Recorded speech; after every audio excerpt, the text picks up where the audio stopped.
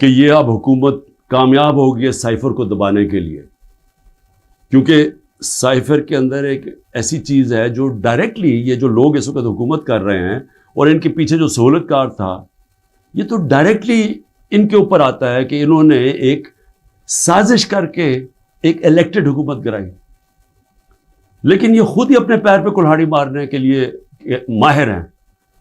इतना इनको खौफ है कि इमरान खान किसी तरह इलेक्शन से बाहर किया जाए, क्योंकि डर लगा हुआ है कि इलेक्शन में आ गया तो हार जाएंगे।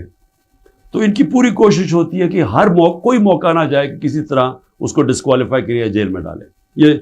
ये कोई 14 महीने से ये लगे हुए हैं। पहले इससे मैं सिर्फ आजम खान के ऊपर बात करना चाहता हूं। जिस आजम खान को मैं जानता हूं वो ईमानदार आदमी है, काबिल आदमी है, और जिस तरह की बातें मैंने पढ़ी हैं साइफर में वो कह नहीं सकता। जब तक मैं आजम खान के मुंह से नहीं सुनूंगा मैं मानूंगा नहीं, क्योंकि उसमें ये